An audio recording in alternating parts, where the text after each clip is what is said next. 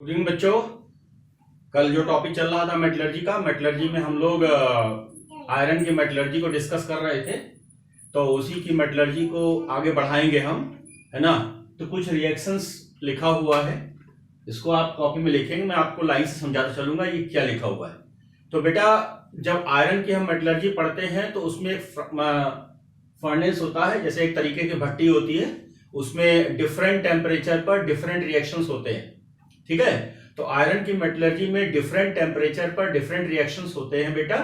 तो उसमें क्या होता है कि जैसे ही उसमें मान लिया ओर्स को हमने उस भट्टी के अंदर डाल दिया, तो डिफरेंट जोन में वो मटेरियल जाएगा और वहां डिफरेंट डिफरेंट रिएक्शन होगी, राइट।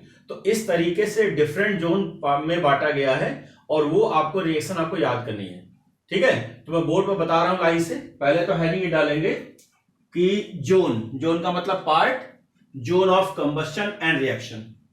लिखो zone of blast furnace and reaction, ठीक है। पहला है हमारा zone of blast furnace and reaction, ठीक ठीक है बेटा। तो मेनली हम जो है 4 तरीके का जोन पढ़ते हैं, ठीक है। पहला पढ़ते हैं कंबस्शन जोन, दूसरा पढ़ते हैं स्लैग फॉर्मेशन, तीसरा पढ़ते हैं जोन ऑफ रिडक्शन और चौथा जोन पढ़ते हैं जोन ऑफ फ्यूजन, राइट। अब समझना ध्यान ध्यान से। उस भट्टी के अंदर पहला जो होता है कंबस्शन जोन होता है, नीचे की साइड में कंबस्शन जोन होता है, बिल्कुल नीचे की साइड में, ठीक है। अब थोड़ा समझना ध्यान से, है ना। तो सबसे नीचे के साइड में होगा, तो उसमें क्या क्या खास बात होगा कि कार्बन यानी कोक ऑक्सीजन के साथ रिएक्शन करेगा, CO2 गैस का फॉर्मेशन करेगा। इस रिएक्शन में हीट बाहर निकलती है और हीट बाहर निकलने की वजह से इसको बोलते हैं एक्सोथर्मिक। क्या बोलते हैं बेटा? Exothermic, right. और इसका जो टेम्परेचर होता है बहुत ज्यादा होता है, सबसे ज्यादा टेम्परेचर इसी का होता है। तो आप इसके बाद क्या होता है, जो ये CO2 बना हुआ है ये कोक के साथ रिएक्शन करके कार्बन मोनोऑक्साइड गैस का फॉर्मेशन करता है। इसको नोट करो जरा।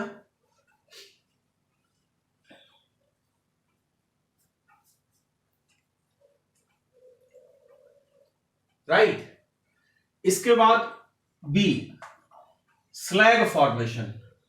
स्लैग हम बता चुके हैं क्या होता है, स्लैग हम पढ़ा चुके हैं आपको क्या होता है। अब थोड़ा ध्यान से देखो, आयरन की मेटलर्जी में बच्चों मेरी बात समझना, आयरन होता है Fe और आयरन की मेटलर्जी में जो स्लैग बनता है वो कैल्शियम सिलिकेट का बनता है। समझ रहे हैं आप? आयरन की मेटलर्जी में आयरन की मेटलर्जी में जो स्लैग बनेगा वो कैल्शियम सिलिकेट का बनेगा। अब जैसे ही स्लैग फॉर्मेशन की हम बात करेंगे, सबसे पहले कैल्शियम कार्बोनेट इतने टेम्परेचर पर 1273 केल्विन पर टूट करके CaO और CO2 गैस बनाएगा। अब ये आपका हो गया, ये हो गया जो कंपाउंड हो गया, उसमें मिल गया बेसिक इंप्योरिटीज। बेसिक इंप्योरिटीज के साथ एसिडिक फ्लक्स मिल करके क्या बनाएगा? स्लैग। क्या बनाएगा बच्चों? स्लैग। पढ़ा चुके हैं आपको। अगर मान लिया जाए सिलिकॉन या फॉस्फेट की इंप्योरिटीज है तो हमको ये कंपाउंड मिलेगा। बच्चों ध्यान समझिएगा कि हमने कह दिया कि सिलिकॉन और फॉस्फेट की इंप्योरिटीज है, अगर हम ये कह दिए तो हमको इस तरीके के पार्ट्स मिलेंगे। अदरवाइज अगर उसने क्वेश्चन में मेंशन नहीं किया है तो हमारा स्लैग जो है वो कैल्शियम सिलिकेट है। बच्चों हमारी बात सुन लो, अगर फॉस्फोरस या फॉस्फेट या सिलिकॉन की बात कह रहा है तो हमारा ये स्लैग होगा, और उसने अगर कोई बात नहीं कही है तो कैल्शियम सिलिकेट हमारा स्लैग होगा। नोट करें, ठीक। अब नंबर 3 पर आ जाओ, जोन ऑफ रिडक्शन, राइट। ये सबसे ऊपर का पार्ट होगा और ये सबसे नीचे का पार्ट होगा, ठीक है। जोन ऑफ कंबशन नीचे का पार्ट होगा और ये सबसे ऊपर का पार्ट होगा। इसमें क्या होगा? Iron oxide carbon monoxide reducing agent का काम करेगा, मैं अभी लिखवाऊंगा आपको। तो कार्बन मोनोऑक्साइड के साथ जब रिएक्शन करेगा तो आयरन ये कंपाउंड बना लेगा, और इसकी फिर से कार्बन मोनोऑक्साइड रिएक्शन करेंगे तो ये बना लेगा, और इसकी रिएक्शन फिर से CO के साथ करेंगे, ये बना लेगा। बच्चों अगर किसी रिएक्शन में CO2 निकल रहा है तो मैंने आपको पहले भी सिखाया है कि उसमें स्पॉन्जी नेचर, थोड़ा सा पोरस नेचर डेवलप होगा। ये मैंने आपको कैल्सिनेशन में सिखाया है, राइट। तो यहां पर जो CO2 निकल रहा है, तो ये जो आयरन बोलेंगे इसको बोलेंगे स्पॉन्जी आयरन। क्या बोलेंगे? Spongy iron. इसको इतने में नोट करो।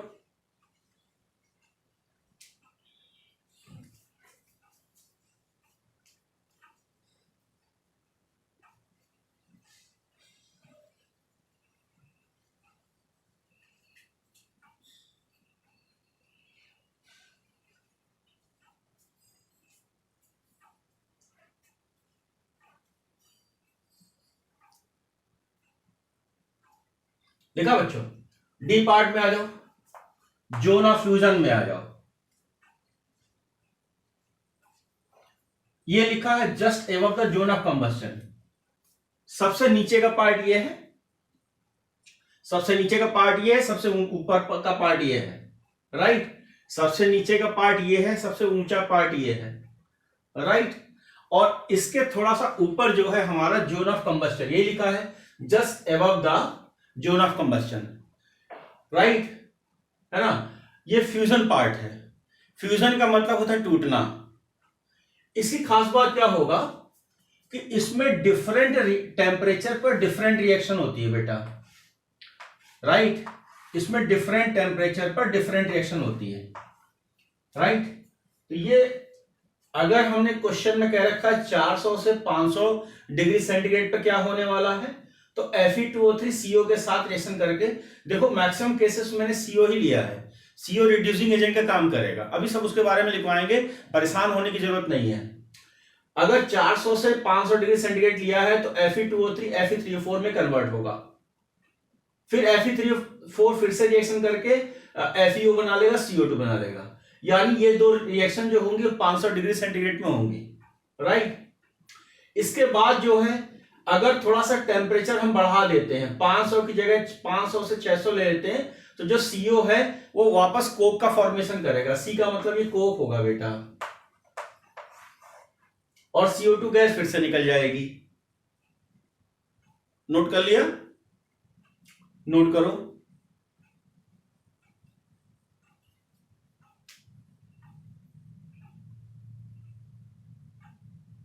इसके बाद देखो 800 डिग्री सेंटीग्रेड पर जो FeO है, ये वाला FeO, ये वाला FeO इस CO के साथ रिएक्शन करेगा और FeO CO2 बनाएगा। तो जैसे CO2 निकला, इसका नाम फिर से मैं क्या बोलूंगा? Spongy iron. क्या नाम बोलूंगा इसको मैं? Spongy iron, right. 900 degree centigrade पर कैल्शियम कार्बोनेट जो टूट के बनाता है कैल्शियम ऑक्साइड और CO2 बनाता है, ठीक। 1000 से 12 डिग्री सेंटीग्रेड पर जो आयरन ऑक्साइड है, आयरन ऑक्साइड कहां मिला हुआ है आपको? देखो ये मिला हुआ है। तो ये आयरन ऑक्साइड CO के साथ रिएक्शन करके ये बना लेगा, और ये CO2 फिर C के साथ कार्बन मोनोऑक्साइड बना लेगा। ये रिएक्शन कब होगी बच्चों? देखो ध्यान से, बच्चों ध्यान से देखो कि 600 पर CO2 बन रहा है और 1200 पर CO बन रहा है। ध्यान से देखना, 600 डिग्री सेंटीग्रेड पर हमारा CO2 बन रहा है और 1200 पर हमारा CO बन रहा है। इस बात को मार्क करना, यानी कि टेम्परेचर बढ़ेगा तो CO बनेगा और टेम्परेचर अगर कम रहेगा तो CO2 बनेगा, ठीक है।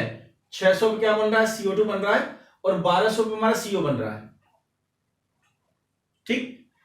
अब यहां पर 1800 डिग्री सेंटीग्रेड पर मेन रिएक्शन होती है, तो इसको लिखोगे मेन रिएक्शन। मेन रिएक्शन क्यों होती है?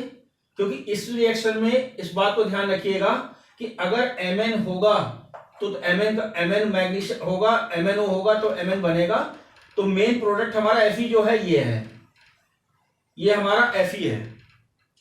कैल्शियम ऑक्साइड SiO2 के साथ कैल्शियम सिलिकेट स्लैग बनाएगा, ये FeS इनके साथ बना के CS और CO और Fe को अलग कर देगा। अगर मान लिया जाए कि Mn है, अगर मैग्नीज का कोई ऑक्साइड है, कैल्शियम ऑक्साइड में ये मिक्सचर है, तो Mn बनेगा, अदरवाइज इस रिएक्शन की कोई जरूरत नहीं है। नोट करो।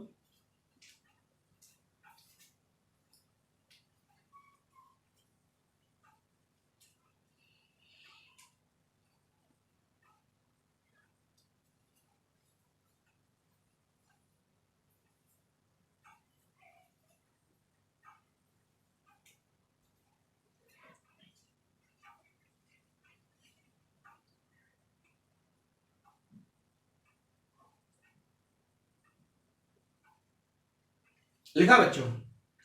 अब लिखो एक्सरसाइज। एक्सरसाइज का मतलब ये कुछ सवाल आपके एग्जाम में पूछे गए हैं, है ना? ये सवाल अक्सर आपसे पूछे जाते हैं एग्जाम में। तो ये मैंने एक बैलेंस इक्वेशन लिखा हुआ, मैं थोड़ा सा समझा देता हूं। अगर हम FeSO4 एक्सेस में लेते हैं, अगर हम FeSO4 एक्सेस में लेते हैं तो ध्यान से देखो, SO2 भी बनता है और SO3 भी बनता है। ये सबसे इंपॉर्टेंट पॉइंट है। अक्सर रिएक्शन में या तो SO2 बनेगा या SO3 बनेगा, लेकिन FeSO4 अगर एक्सेस में लेते हैं तो दोनों बनेगा, SO2 भी बनेगा और SO3 भी बनेगा। ठीक। दूसरी बात, अगर मैं FeCl3 की रिएक्शन, अगर FeCl3 की reaction potassium ferrocyanide ferricyanide ferrocyanide के साथ रिएक्शन करेंगे तो ये कंपाउंड बनेगा और इससे आप फैमिलियर हो। ठीक है, ये इससे फैमिलियर हो। कोऑर्डिनेट में मैंने इसके बारे में बताया हुआ है।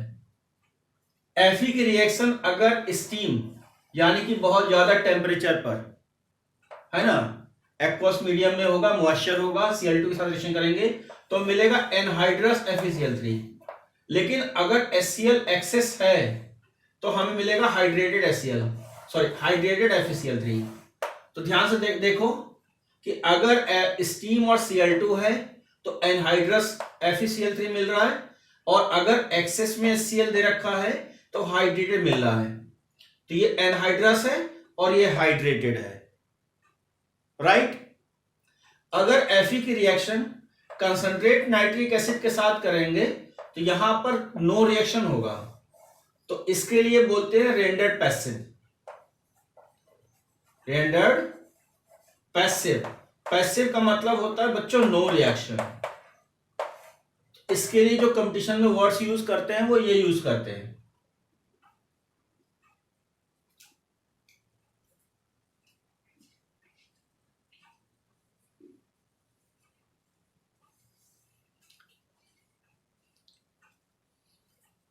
DERD बेटा, DERD, रेंडर्ड पैसिव। रिएक्शन लिखो।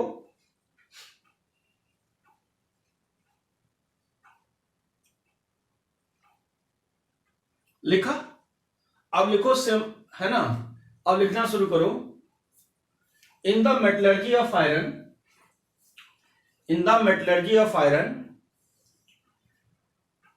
In the metallurgy of iron, main reducing agent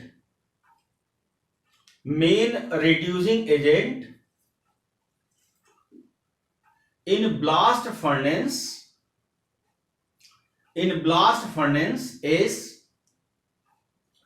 carbon monoxide at upper part समझ रहे हो बच्चों? लिखवाए? कहां लिखवाया अपर पार्ट? दिख रहा है? अबे ये है ना अपर पार्ट, है ना? Because entropy changes during CO2 is negative. Next लिखो, charge CHARGE, charge is Fe2O3 plus C का मतलब coke, plus CaCO3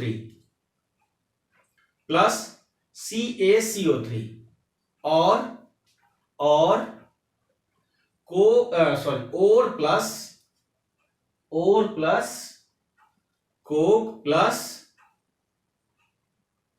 plus coke plus limestone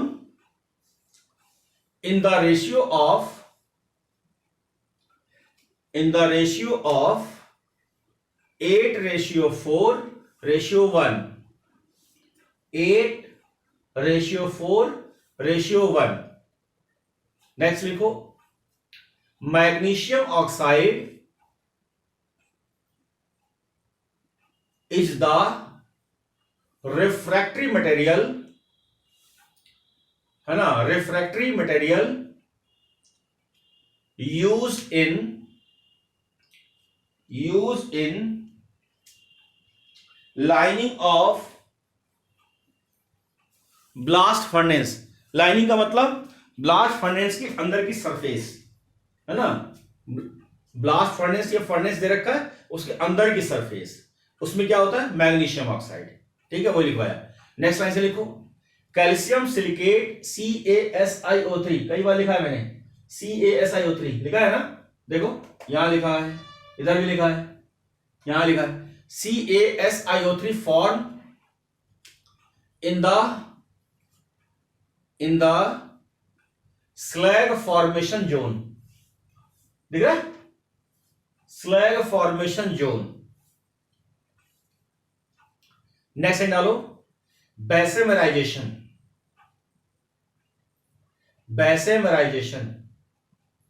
ठीक है, तो बेसेमराइजेशन में भी कंपाउंड को क्या करते हैं, गर्म करते हैं, बहुत ज्यादा टेम्परेचर पे गर्म करते हैं। ठीक है, लिखो, bessemerization also known as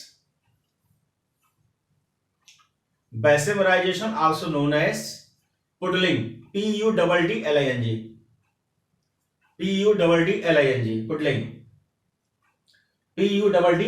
puddling.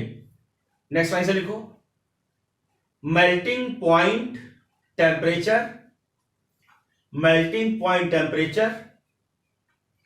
Of pure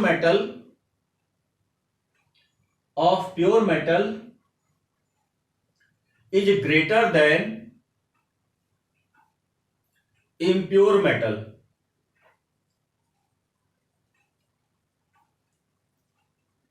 next लिखो बेटा, if magnesium is impurities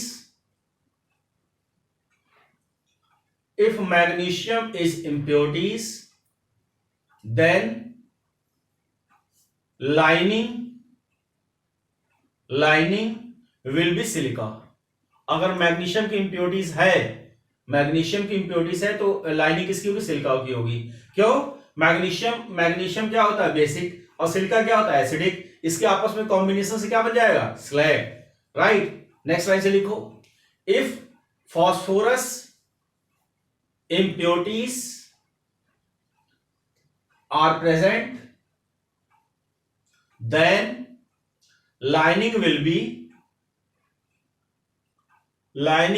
calcium oxide। ठीक है, कैल्शियम ऑक्साइड यानी CaO ब्रैकेट में लिखना है लाइन। तो अगर फास्फोरस की लाइनिंग है, अंदर फास्फोरस लगा हुआ है, तो हमें किसकी लाइनिंग करेंगे, कैल्शियम ऑक्साइड। फास्फोरस क्या होता है ना, फास्फोरस कैल्शियम के साथ कैल्शियम फॉस्फेट बनाता है। नेक्स्ट लाइन से लिखो, at more than 650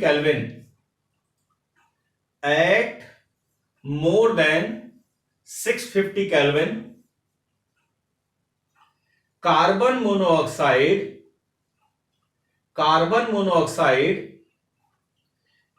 is good reducing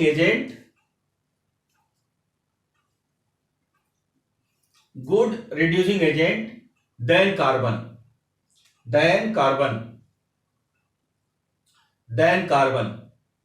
next line से लिखो, इफ P2O5 यानी कि phosphorus penta oxide, if P2O5 impurities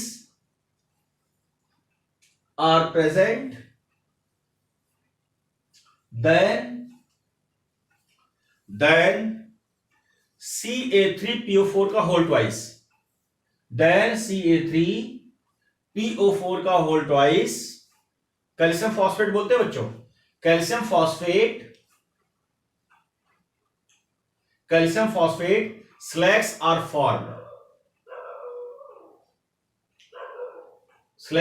form, है ना। नेक्स्ट लाइन से लिखो, दूसरे पेन से लिखो, if impurities are more oxidizable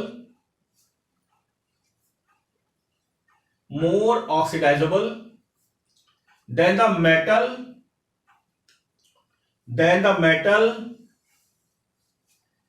to be refined then this method is to be used as various name, है ना, बहुत से नाम से इसको जानते हैं। नेक्स्ट लाइन से लिखो, puddling in case of iron, puddling in case of iron, यानी कि सेम प्रोसेस को अलग अलग मेटलर्जी में अलग अलग नाम से जानते हैं, ठीक है, सेम प्रोसेस को।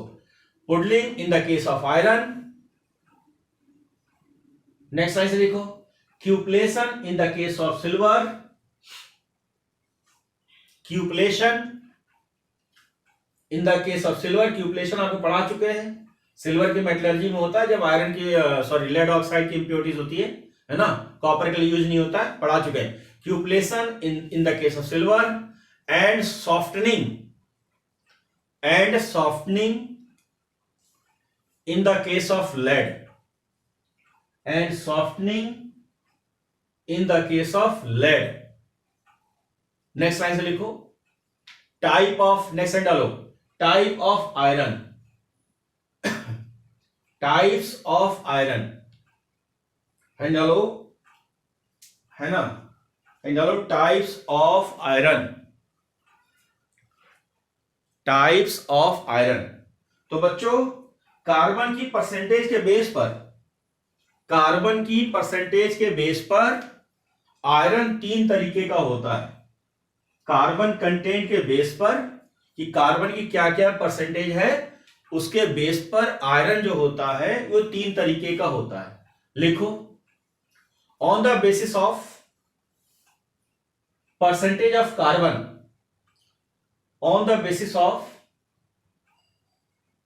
Percentage of carbon, iron are of 3 types. Number 1, cast iron, CAST, cast iron. Number 1, cast iron. Number 2, wrought, WROUGST, WROUGST, WROUGST, wrought iron. और नंबर 3 लिखो, स्टील, नंबर 3 लिखो, स्टील, राइट। नेक्स्ट लाइन से लिखो, Fe are manufactured by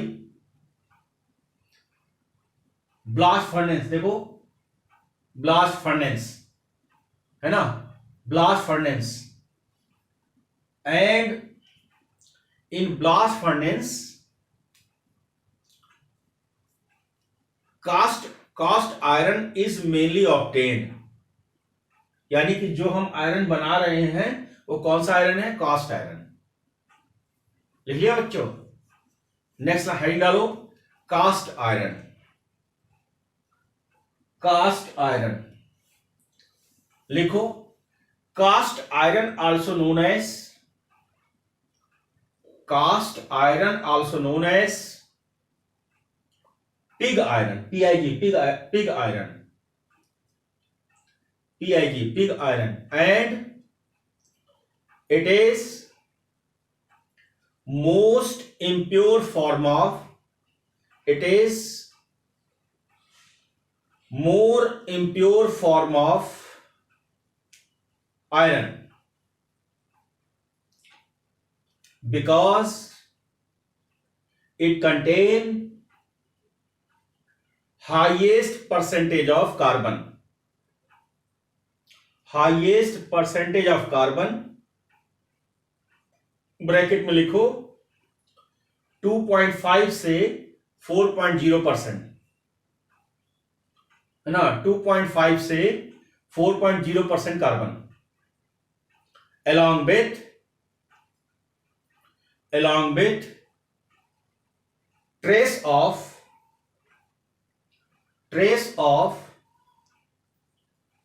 का मतलब impurities, trace of phosphorus, sulphur, silicon, and Mn। Next line से लिखो, cast iron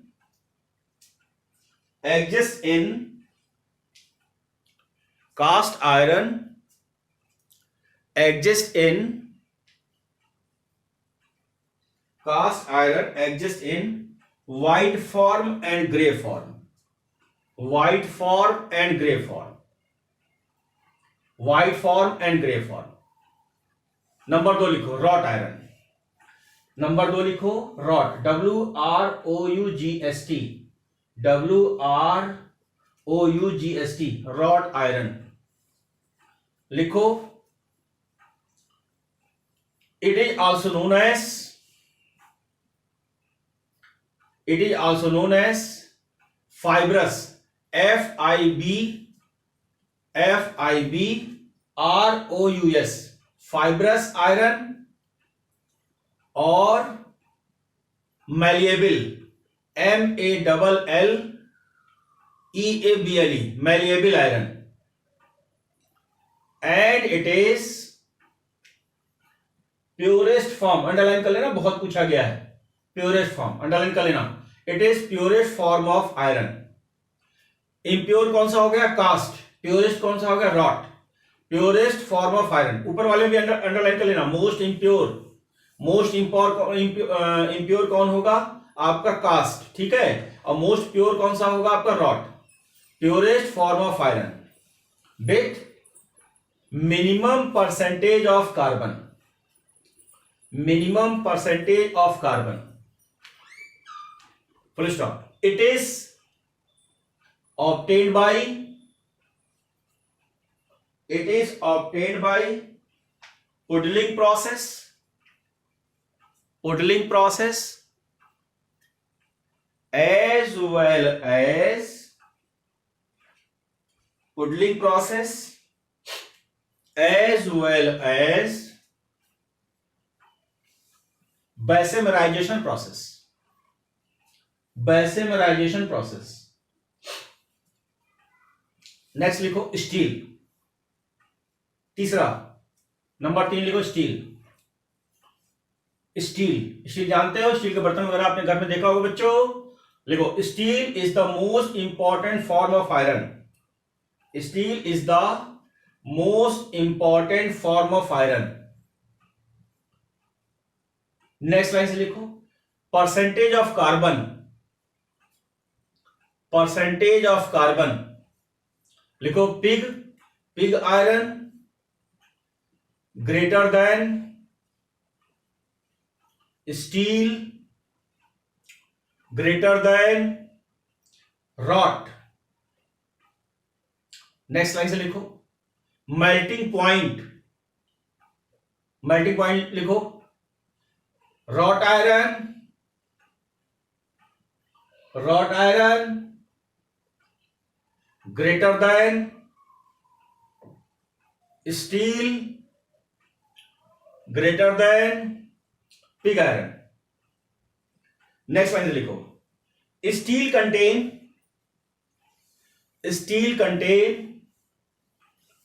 to type of treatment, to type of treatment. Number 1 heat treatment, heat treatment.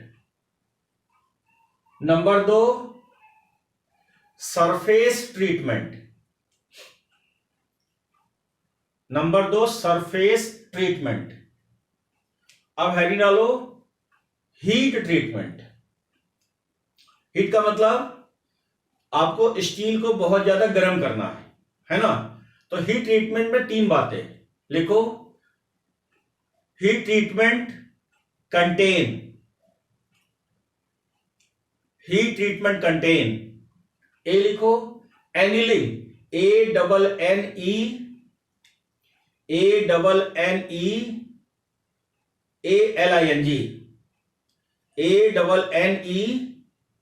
ANNE, annealing, है ना।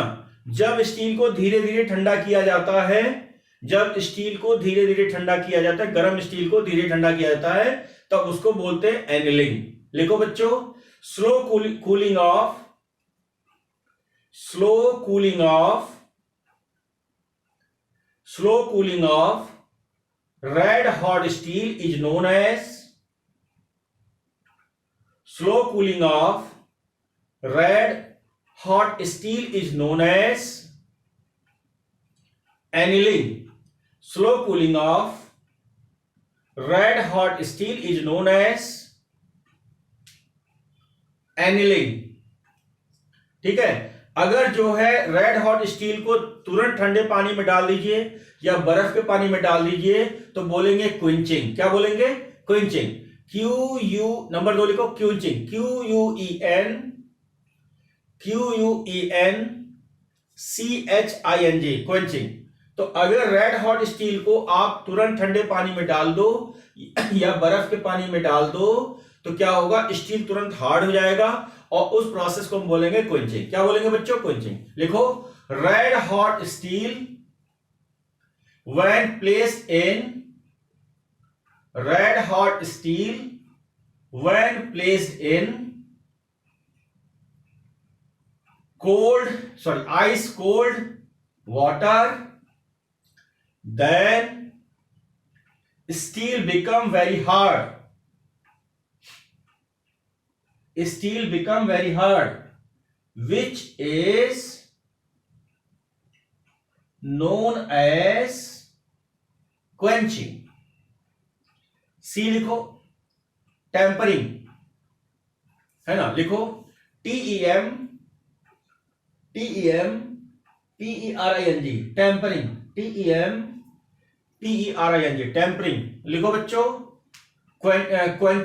क्वेंचेड steel is heated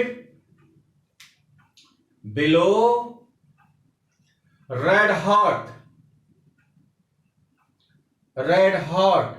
then brittle character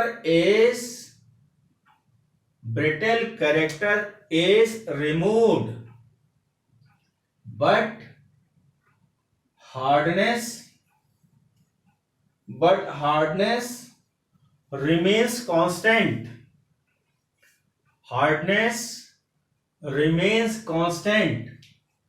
Which is known as tampering.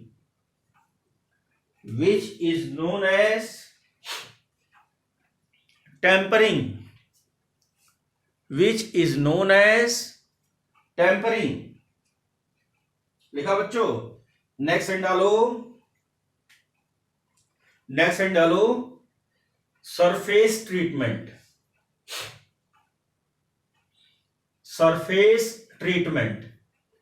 Next डालो, surface treatment. तो अगर जो है iron को, red hot iron को या रेड हॉट स्टील को अमोनिया में अगर आप डाल रहे हो, ठीक है, मेरी बात समझ में आ रहा है, तो उस प्रोसेस को बोलेंगे नाइट्रेटिंग। ध्यान से समझना, अमोनिया के अंदर डालना है, NH3 लिक्विड में डालना है, N2 में नहीं डालना है। तो अगर आयरन को, मेरी बात समझना, अगर आयरन को अमोनिया में डाल रहे हो, अमोनिया लिक्विड में डाल रहे हो, तो ऐसे आयरन को बोलेंगे, इस प्रोसेस को बोलेंगे नाइट्रेटिंग। लिखो, NITRIDING।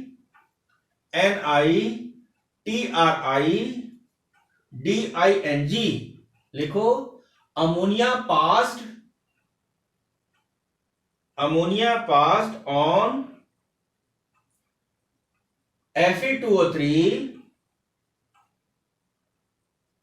Fe2O3 is known as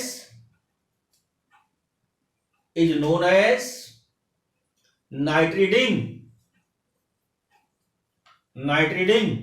number 2 लिखो इसी में, है ना? सरफेस ट्रीटमेंट में एक तो हो गया नाइट्रेटिंग और दूसरा होगा केस हार्डनिंग।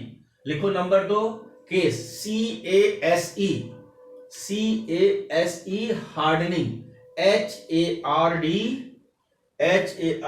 HARDENING hardening. लिखो, रेड हॉट आयरन, लिखो केस हार्डनिंग। लिखो, red hot iron placed in place in coke powder. You know coke powder? Carbon. Coke powder is known as case hardening. It is used for making axles, axles of railways. Axles of railways. अब लिखो note, लिखो note, note में पहला लिखो NOT, note लिखो Invar, INVAR, Invar contain निकल। Next line से लिखो, नंबर 2 लिखो Alois of Mn, carbon, Fe is known as Splegalicon, SPLEGELISAN।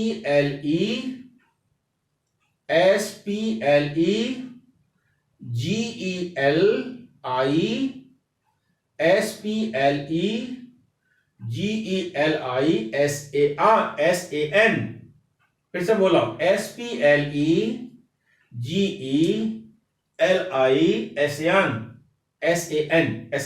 है ना। नेक्स्ट लिखो हिंडालो मेटलर्जी ऑफ कॉपर, हिंडालो मेटलर्जी ऑफ कॉपर, हिंडालो मेटलर्जी ऑफ कॉपर।